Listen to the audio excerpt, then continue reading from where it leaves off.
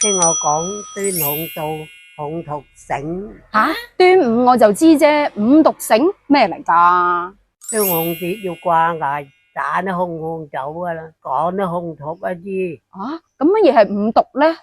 就嚟端午節啦，首先祝咁多位端午節安康。嗱，端午節亦都叫做端陽節、龍舟節、重五節等等嘅叫法，係我國四大嘅傳統節日之一，定喺每年嘅5月初5，係集體拜神祭祖、祈福辟邪，亦都係集歡慶娛樂同埋飲食於一體嘅民族大節。但係點解會叫做端午呢？嚇？因為端午嘅端有正嘅意思，午即係中。咁古人根據天干地支嘅講法係話，仲夏5月5日係飛龍在天嘅日子。呢個時候龍飛星喺正南嘅中央，係成年周天運行最正中嘅位置，有大吉大利之象。咁再加上個端字又有初嘅意思，5月嘅第一個5日啊嘛，所以就將呢一日叫做端午啦。咁關於端午節嘅起源有好多種講法。最初嘅端午節係一個祭祀嘅節日，但係後嚟到咗戰國時期，愛國詩人屈原面臨亡國之痛，揀喺5月初5投汨羅江自盡。咁老百姓為咗唔好俾嗰啲魚蝦蟹咬佢嘅身軀，就諗咗個計仔啦，用竹筒包住一啲米整成飯團咁嘅樣投入個江嗰度，仲倒一啲紅黃酒落去，又罩隻龍舟艇去揾阿屈原翻嚟。咁呢一個就係端午節習俗最初嘅做法啦，係為咗紀念屈原。至於第二種講法就係為咗紀念春秋時期嘅吳國大夫伍子胥懸壺救世嘅精神。不過呢一種講法主要流傳喺江浙滬一帶嘅比較多。仲有第三種講法就係為咗紀念春秋時期嘅大臣介子推割肉救晉國公子重耳嘅故仔啦。每個地方對於端午節嘅起源都有所不同，不過端午節嘅習俗就一定會有爬龍舟同埋食粽仔啦。有啲地方仲有掛艾草、掛菖蒲嘅習俗，寓意係平安、幸福、安康咁解。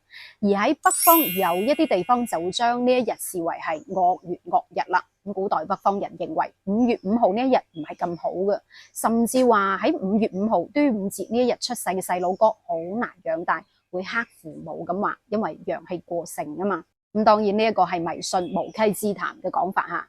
不過喺民間就形成咗躲端午、避五毒，仲出現咗端午到天氣熱、五毒醒不安定、端午到五毒出等等嘅俗語，即係話喺端午節呢一日有5種有毒嘅動物就開始甦醒，為咗防止唔會咬傷我哋，所以就要喺端午節期間灑啲紅黃酒啊、掛艾草嚟驅趕佢哋退啦。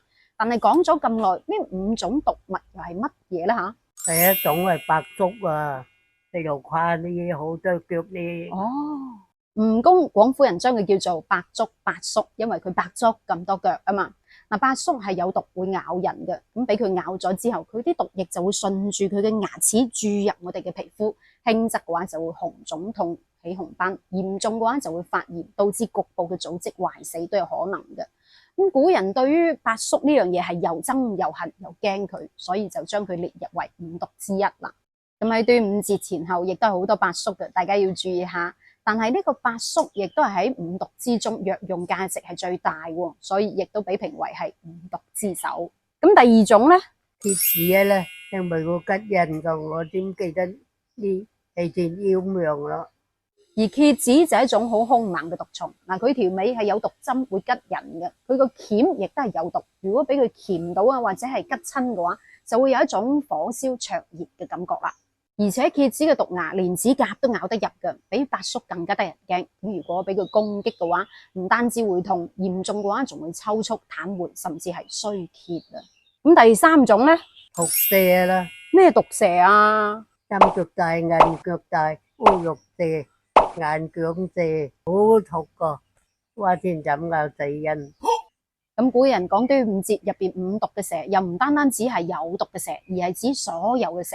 咁講起蛇，好多人都好驚噶啦，係咪？無論係有毒冇毒都好，俾咬咗都係好驚噶嘛。正所謂一朝俾蛇咬，10年怕草繩。更何況係嗰啲有毒嘅蛇，如果俾咬咗唔及時處理，真係會有生命危險嘅。所以對蛇要保持一種警惕性同埋應對能力啦。如果唔覺意真係俾咬到嘅話，就要即刻影低佢嘅樣，同埋記低佢係咩品種，及時就醫，唔講得笑啊。咁第4種呢，養咁佢咧，就係有毒噶。蟾蜍廣夫人就將佢叫做蠄蟝。蠄蟝喺五毒之中繁殖能力係最強嘅，佢個毒就喺佢嘅皮膚上面啦。如果人嘅皮膚接觸到蠄蟝嘅話，就會紅腫痕咯。聽講一隻3.5公分嘅金色箭毒蛙嘅毒液可以令到10個成年人致命嘅。但係點解乜都食嘅廣東人仲要食蠄蟝呢？到底點食先好呢？吓？咁第5種又係咩呢？蠄蟧啦，蠄蟧掹枝啊，你料一插中隻咬啫，一冇正白定咬噶。啲大隻嘢蠄蟧就咬啫，咬即係啲少痛痛地啫。咁蜘蛛廣夫人將佢叫做蠄蟧。嗱，蠄蟧係有一種人不犯我，我不犯人嘅個性，因為要望住即亡啊嘛。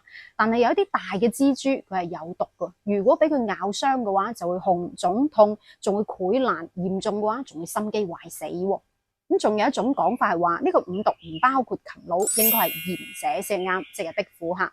嗱，按照古人嘅講法係話鹽蛇捐入人嘅耳窿，咁然之後就會斷尾，導致人耳聾咁話喎。咁實際上其實鹽蛇係冇毒嘅，係益蟲，仲有藥用價值添。咁呢一個就係北方嘅習俗，端午節五毒醒啦。但係無論係咪習俗都好，其實天氣越嚟越熱啦，對於呢啲蛇蟲鼠蟻蚊嘅嘢都係要防範，盡量少去多草叢啊、山旮旯嘅地方。對於佢哋敬而遠之。咁好啦，今期嘅問題問下大家，你有冇俾正話講嘅五毒咬過呢？你係點處理嘅呢？留言分享下，我哋下一期再見，拜拜。